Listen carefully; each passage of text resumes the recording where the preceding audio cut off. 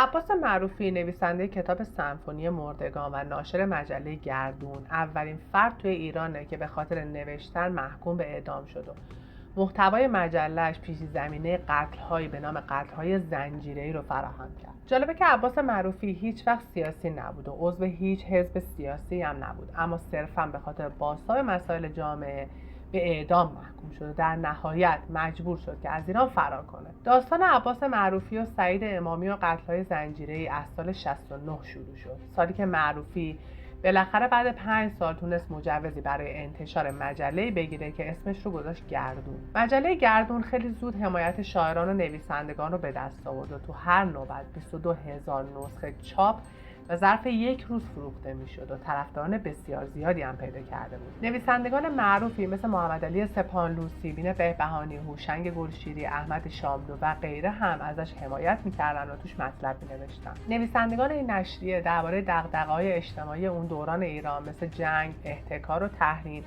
بسیار فعالانه مطلب می‌نوشتن و بعد از لو رفتن اعدام‌های سال 67 به صحبت دربارش می‌پرداختن که همین هم منجر شد که کم کم توجه به سمت کانون نویسندگان و این مجله جلب بشه و در واقع پیش زمینه‌های فاجعه قتل‌های زنجیره‌ای فراهم بشه و در نهایت هم معروفی به خاطرش مجبور به فرار از ایران شد. اما برای اینکه بفهمیم چی شد که رابطه عباس معروفی و جمهوری اسلامی به این نقطه رسید، باید یه چند سالی برگردیم عقب. عباس معروفی متولد سال 36 تو تهرانه، کسی که اولین اثرش رو توی 18 سالگیش در روزنامه کیهان منتشر کرد که تو مسابقه داستان نویسی جایزه بهترین داستان رو به خودش اختصاص داد. معروفی در رشته ادبیات دراماتیک تو دانشگاه تهران قبول شد و همزمان داستان نویسی را هم زیر نظر هوشنگ گلشیری، محمدعلی سپاهانلو و سیمین دانشور آغاز کرد. بعد از فارغ التحصیلی معلم دبیرستان هدف توی تهران شد. توی این زمان ایران درگیر انقلاب بود، اما عباس معروفی به خاطر بی‌اعتمادیش به سران انقلاب و توصیه‌های سید رضا صدر برادر امام موسی صدر که استاد فلسفه‌اش بود وارد هیچ گروه سیاسی نشد. درسته که معروفی عضو هیچ حزبی نبود، اما تحت تاثیر حوادث قبل و بعد از انقلاب شروع به داستان نویسی کرد. مثلا داستان رحمت به کفندوز اولی که داستان یک کفندوزه که تو جهنم در عذابه و به پسرش میگه برای من کاری کن و پسرش هم علاوه بر کفندوزی چوبی در مردگان میکنه و مردم بهش میگن خدا پدرتو بیامرزه، تو دیگه چه جانوری هستی. یا تو سال 62 رمان ذوب شده رو مینویسه، ماجرای نویسنده به نام ناصر اسواری که بازداشت میشه و تحت شکنجه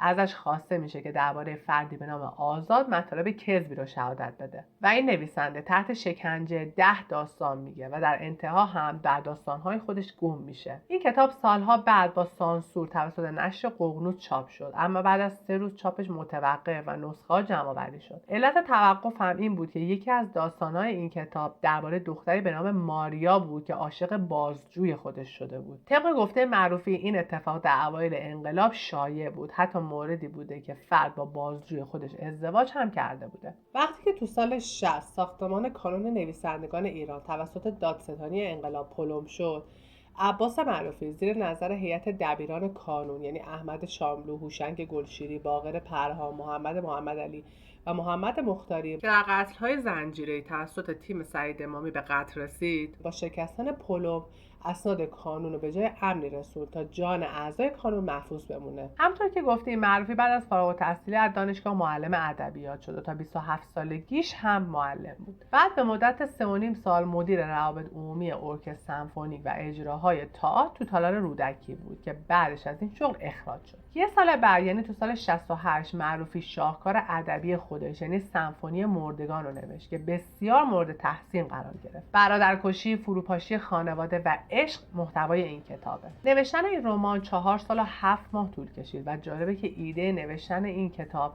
زمانی به ذهن معروفی رسید که تو سال 61 در روزنامه کیهان خوند که برادری برای 34,000 تومان سر برادرش رو برید و چراغ برادرکشی در ذهن معروفی روشن میشه. سیمین دانشور بعد از چاپ این کتاب قلم جلال رو به معروفی هدیه میده و میگه که قلم جلال آل احمد را هدیه دادم به عباس معروفی، حقی است که به حقدار میرسد به خاطر طلوع سمفونی مردگان که ساز کرده است. من میدانم که عباس معروفی نه تن خود را خواهد فروخت و نه قلمش را. سمفونی مردگان تا الان بیش از 1,000,000 نسخه فروخته و بیش از 200 پایان‌نامه دانشگاهی روش نوشته شده و 400 تا نقد گرفته و به زبانهای آلمانی، انگلیسی، کردی و ترکی چاپ شده. معروفی اما همیشه آرزوی چاپ یک مجله رو داشت که توش دغدغه‌های جامعه رو بازتاب بده. در اون زمان طبق قانون هر کس میتونست مجله چاپ کنه، اما به دلیل شرایط ابتدای انقلاب و همچنین جنگ مجوز انتشار مجله به معروفی داده نشد. بعد از 5 سال تلاش مداوم که مصادف با پایان جنگ بود، بالاخره مجوز داده میشه و چون عباس معروفی هیچ سابقه کیفری، سیاسی، خانوادگی و غیره نداشت، در سال 69 موفق به دریافت مجوز مجله گردون شد. معروفی و بقیه نویسنده ها توی این مجله به دغدغه‌های جامعه می‌پرداختند، اما از همون ابتدای انتشار توسط روزنامه کیهان به سردبیری مهدی نصیری مورد حمله قرار می‌گرفتند. مهدی نصیری از تندروهای اوایل انقلاب بود که ابتدا سردبیر روزنامه کیهان و سپس به همراه مسعود دهنمکی نشریه صبح رو منتشر کرد که ادامه خط مشی تندروی‌های کیهان بود. اولین باری که معروفی به دادستانی انقلاب احضار شد، از اون پرسیده شد که چرا به اون چیزی که کیهان منتشر میکنه پاسخ میده و معروفی در جواب گفت که گردون پایگاه کانون نویسندگانه و اگر محمدعلی سپاهانلو، سیمین بهبهانی یا هر نویسنده بزرگ دیگه‌ای چیزی بنویسه اون چاپ خواهد کرد. دادستان انقلاب از معروفی میپرسه تو چطوری با یه گروه کوچک 11 نفره 22,000 نسخه میفروشی؟ اما 50 نفر از بچه‌های ما تو حوزه هنری، حوزه‌های علمی تولید محتوا میکنن و نمیتونن بیشتر از 500 تا نسخه بفروشن. تو از کجا خط میگیری؟ معروفی در جواب میگه که مسئله خط نیست، فرق اینه که من برای مردم کار میکنم اما اونها برای نظام و اینجوریه که هنر در قفس پرپر میزنه. معروفی بعد از این سوال و جواب ها به خونه برمیگرده، اما مشکلات از همینجا آغاز میشه. اون زیر برفاکن ماشینش یادداشت‌های تهدیدآمیز پیدا میکنه و یک موتورسیکلت همواره دنبالش بوده. در مقابل خونه‌اش در نیاوران یک کیوسک روزنامه فروشی نصب میشه که به صورت 24 ساعته باز بوده و معروفی رو تحت نظر داشته. از طرف دیگه هم روزنامه کیهان هر روز به مجله گردون و معروفی حمله میکرده. بعد از چاپ شماره 15 مجله گردون تو 20 تیر 70 سید محمد یزدی امام جمعه تهران و رئیس قوه قضاییه علیه این مجله تو نماز جمعه صحبت میکنه و بعد از خطبه‌هاش چندین زن به دفتر مجله گردون حمله و چند تا کامپیوتر خورد میکنن. بعد از ورود پلیس هر دو طرف هم کارکنان گردون و هم زنان حمله کننده به اداره پلیس میرن و طبق گفته معروفی افسر ارشد به زنان میگه که نباید بدون دستور ما حمله میکردید. چند روز بعد از حمله به دفتر مجله گردون معروفی به دفتر دادستانی انقلاب احضار میشه و از این تاریخ بازجویی ها آغاز میشه. معروفی میگه که من به مدت 3 ماه هر روز به دفتر دادستانی میرفتم و توسط فردی به نام ناصر نوری از روزنامه کیهان بازجویی می شدم که بسیار من رو تحقیر و به من توهین می کرد. عباس معروفی الناصری می خواد که دستگیرش بکنه و اون در جواب میگه که نه، ما تو رو دستگیر نمی کنیم، چون اگه دستگیرت کنیم معروف میشی و هر روز رادیوهای خارجی برات بوق میزنن. معروفی هر روز از ساعت 6 صبح تا عصر مورد بازجویی قرار می گرفته. اینکه از کجا پول میگیره، با چه کسایی در آمریکا ارتباط داره، ارتباطش با اسرائیل چیه، آیا الکل میخوره یا نه، آیا با گروه‌های ضد انقلاب همکاری میکنه یا نه. معروفی گفت حتی درباره روابط جنسی و اینکه با چند زن در ارتباط هستم هم از من سوال میپرسیدم. البته بعدها که ماجرای سعید امامی لو رفت و بعد از لو رفتن بازجویی زن سعید امامی مشخص شد که سوالات جنسی یکی از روش‌های این تیم برای فروپاشیدن فرد بازجو شونده بوده.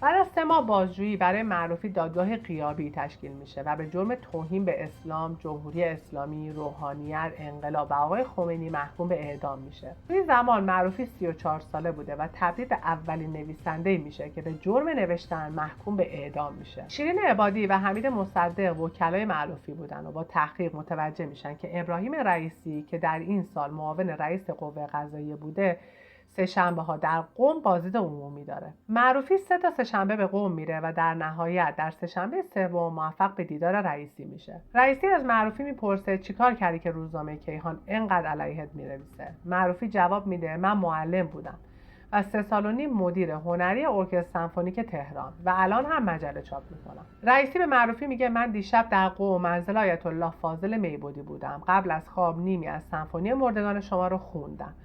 کار بسیار جالبیه. میخوام بدونم از کجا میتونم یه نسخه از اون رو پیدا کنم. معروفی که نسخه از کتاب همراهش بوده به رئیسی میده. بعد از این رئیسی میره و پرونده معروفی رو بررسی میکنه و میبینه که تو اون هیچ جرمی نیست. رئیسی از معروفی میخواد که همه نسخه های مجله گردون رو براش ببره و بعد از بررسی مجله ها در کمتر از 1 هفته حکم اعدام معروفی به دلیل عدم صلاحیت لغو میشه و پرونده به دادگاه مطبوعات منتقل میشه. پرونده معروفی تو تاریخ 103 ساله قانون مطبوعات تو ایران تبدیل به اولین پرونده‌ای میشه که در حضور هیئت منصفه بررسی شده و بعد از این تبرئه میشه و بعد از 18 ماه دوباره فعالیت مجله گردون از سر گرفته میشه. در واقع تشکیل هیئت منصفه برای فراهم کردن مسیری برای تبرئه معروفی کار سید محمد خاتمی بود که در اون زمان وزیر فرهنگ و ارشاد بود. خاتمی وقتی میفهمه که قرار خالق سمفونی مردگان اعدام بشه، در آخرین روز کاریش به عنوان وزیر هیئت منصفه دادگاه مطبوعات رو تشکیل میده و شرایط تبرئه معروفی رو فراهم میکنه.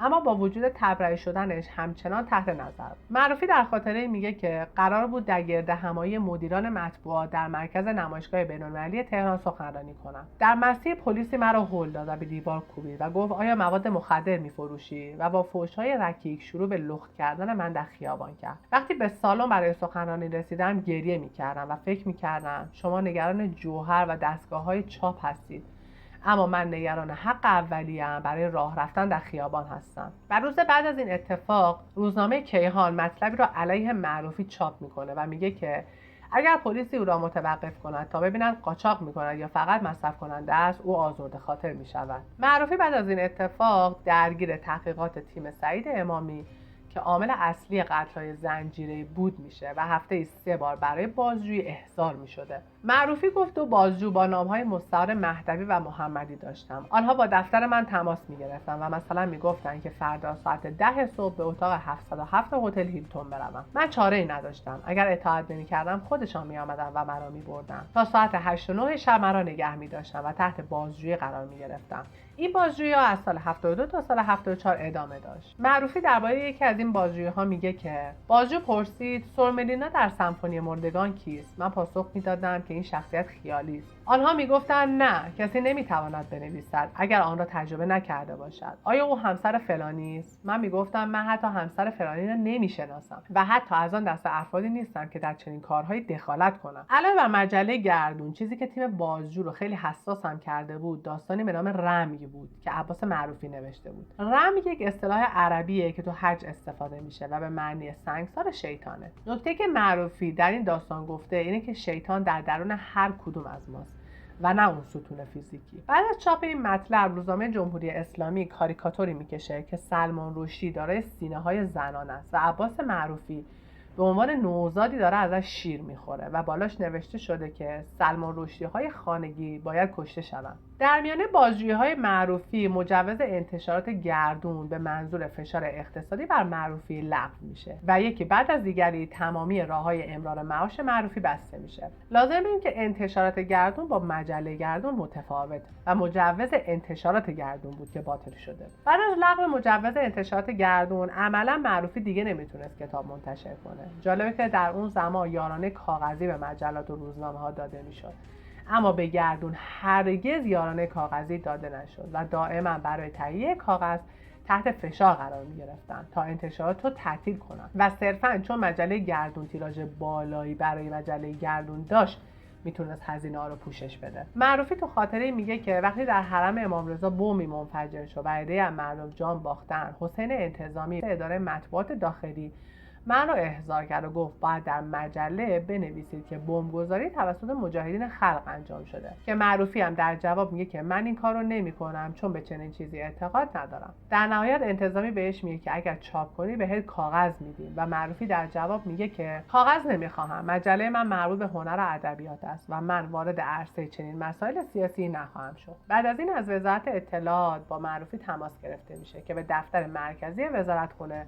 در سرای زرابخونه بره و اونجا توسط سعید امامی بازجویی میشه. سعید امامی 3 بار از معروفی بازجویی میکنه، اما هیچ کدوم رو در رو نبوده و همیشه پشت سر معروفی میشسته و معروفی رو به گوشه دیوار بوده. معروفی بعدها وقتی سخنرانی سعید امامی درباره خودش رو میبینه، صداش رو میشناسه و میفهمه که بازجو سعید امامی بوده. در بازجویی‌ها سعید امامی به معروفی میگه که یا باید چیزی درباره بمبگذاری در مجلت بنویسی یا اینکه آزاد نمیشی و مجلت رو تعطیل میکنی. عباس معروفی قبول نمیکنه و سعید امامی برگه‌ای مینویسه و دستش میده که محتواش این بوده: من عباس معروفی معتقدم که بمبگذاری یک عمل غیر انسانی و نفرت انگیز بوده است و این عمل بمبگذاری را که توسط منافقین کوردل انجام شده است محکوم میکنم و بهش میگه که این کلمات رو چاپ کن. اما معروفی هیچ وقت اینا رو چاپ نکرد و به سعید امامی هم گفت که بعد از چاپ این بیانیه احتمالاً یک موتوری میاد و 4 تا گلوله به سر من شلیک میکنه و کیهان تیتر میزنه عباس معروفی توسط منافقین ترور شد و بعدش به سعید امامی میگه که من هرگز در بازی‌های شما شرکت نمی‌کنم. سال 75 که آخرین سال ریاست جمهوری رفسنجانی و اوج سیاست‌های مشت آهنین و خفقان سیاسی بود، در روزنامه‌ها اعلام شد که قرار 100 روزنامه و مجله ضد رژیم بسته بشه که با مجله گردون شروع شد. عباس معروفی 3 جلسه دادگاه در طی 20 روز رفت و در نهایت محکوم شد. اعضای هیئت منصفه دادگاه هم همگی از حزب مؤتلفه و شامل علی رازینی رئیس دادگستری تهران، اسدالله بادامچیان، حبیب الله عسکرولادی و غیره بود. معروفی میگه که در یک طرف دادگاه مسعود دهنمکی با یک اسلحه کمری ایستاده بود و در طرف دیگه اسماعیل جمشیدی، هوشنگ گلشیری، فرشته ساری، ابراهیم زارزاده که بعدها تو جریان قتل‌های زنجیره‌ای به طرز غم‌انگیزی به قتل رسید و تعداد دیگری از نویسندگان که برای حمایت از معروفی اومده بودن ایستاده بودند. عباس معروفی در ساعت 1 ظهر محکوم میشه، اما جالبه که حکم محکومیتش 9 صبح همون روز در کیهان چاپ شده بود و وقتی معروفی از دادگاه بیرون میاد شماره‌های از کیهان با تیتر عباس معروفی محکوم شد رو میبینه. معروفی با 2 سال حبس، ممنوعیت از نوشتن، تعطیلی مجله گردون و 100 ضربه شلاق محکوم شد، اما این تعداد به 85 و بعد هم به 35 کاهش پیدا کرد. همون روز 8 نویسنده که شامل سیمین بهبهانی، هوشنگ گلشیری، اسماعیل جمشیدی، اکبر رادی و فرشته ساری بودند دادخواستی به دادگاه نوشتن و درخواست کردند که در حکم شلاق و زندان معروفی شریک بشن. گلشیری هم تو نامه‌ای به معروفی گفت که در 2 سال ممنوعیتت از نوشتن میتونی از نام من تو نوشته‌هات استفاده کنی. معروفی 20 روز فرصت داشت که درخواست تجدید نظر کنه و در روز 19 همراه شیرین عبادی و حمید مصدق به دادگاه میره و همون شب هم به کنسولگری آلمان میره. از شانس خوب معروفی در اون برهه موریس کوپیتون، گزارشگر ویژه سازمان ملل در مورد وضعیت حقوق بشر به ایران اومده بود. کوپیتون به دفتر عباس معروفی میره و بعد از صحبت با معروفی میگه که چرا ایران رو ترک نمی‌کنی. معروفی هم میگه که وزارت اطلاعات گذرنامه‌اش رو توقیف کرده و با پادرمیونی کوپیتون گذرنامه معروفی بهش پس داده میشه. معروفی گفت صبح روز بعد بازجویم تماس گرفت و گفت میتوانی بیایی و پاسپورت مزخرفت را بگیری. بعد از این از سفارت آلمان تماس گرفتن و گفتن گونتر گرس نویسنده آلمانی عباس معروفی رو به عنوان مهمون به آلمان دعوت کرده. عباس معروفی تصمیم میگیره که به آلمان بره چون یکی از کتاباش اونجا منتشر شده بوده. معروفی به معنای واقعی در عرض کمتر از 24 ساعت تصمیم به خروج از ایران میگیره و وقتی تصمیمش رو به شیرین عبادی و حمید مصدق میگه اونها میگن تو در حال تبدیل شدن به یک قهرمانی و نباید از ایران خارج بشی. اما معروفی میگه که من به دنبال قهرمان شدن نیستم و در 11 اسفند سال 74 در حالی که 38 ساله بود با کنسول آلمان از ایران خارج شد. معروفی میگه که وقتی به سمت فرودگاه مهرآباد حرکت کردم 3 دخترم گریه میکردن. 2 ماشین پر از ماموران سپاه پاسداران ماشینم را از خانه‌ام تعقیب کردم. وقتی به کنترل گذرنامه فرودگاه رسیدم کنسول آلمان را دیدم که منتظرم بود. کنسول همواره از قسمت ویژه عبور می‌کند اما به خاطر من از قسمت عادی رد شد. وقتی به ایستگاه سوم کنترل گذرنامه رسیدم مأمور از من پرسید آقای معروفی چه چیزی با خودت میبری؟ من خودنویسم را به او نشان دادم و گفتم این را میبرم.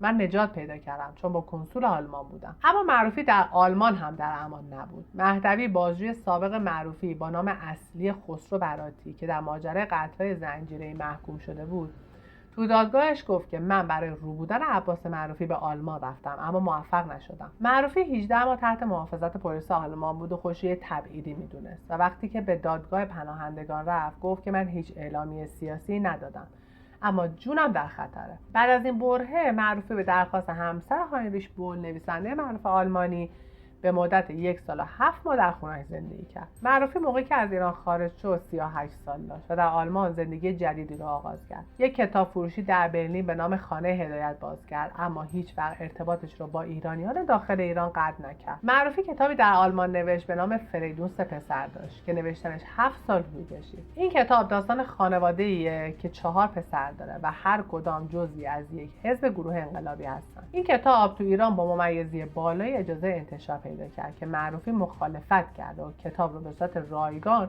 بر روی اینترنت قرار داد. تو همون زمان نسخه های به صورت مخفیانه هم در تهران به فروش میرسید. اما این کتاب فقط در داخل ایران براش تبعات نداشت. از سوی مجاهدینی که در اروپا بودن هم مورد هجمه قرار گرفت، چون یکی از شخصیت‌های کتاب به اسم مجید قورباغه مجاهد بود و داستان افول اخلاقی این فرد توی آلمان نشون داده شده بود. همین سبب اعتراضات ایرانیان مجاهد زیادی شد و حتی در سوئد به معروفی حمله کردند و پلیس سوئد مجبور محافظت از معروفی در مقابلشون شد. بعد از روی کار اومدن محمود احمدی نژاد تو سال 84 معروفی در مصاحبه گفت که جمهوری اسلامی از امروز از جمهوری به حکومت تبدیل شد و دیگه چیزی به اسم جمهوری در ایران وجود نداره. عباس معروفی تو سال 99 با نوشته کوتاه از ابتلای خودش به سرطان خبر داد. سیمین دانشور به من گفت قصه یعنی سرطان. قصه نخوری یه وقت معروفی، و من قصه خوردم. زمانی که در ایران بودم در سرنهاده گردون نوشتم تنها شکستی بیهوده است که فاقد مبارزه باشد. عباس معروفی در 10 شهریور سال 1401 در پس یک دوره طولانی بیماری درگذشت. بعد از مرگش دخترش مهرگان مغازه را به کافه کتاب تبدیل کرد. از دیگر کتاب‌های عباس معروفی میشه به سال بلوا، پیکر فرهاد، تمام مخصوص و نام تمام مردگان یحیی رو نام برد. امیدوارم که از دیدن این ویدیو لذت برده باشید. تا ویدیوی بعدی، خدا نگهدار.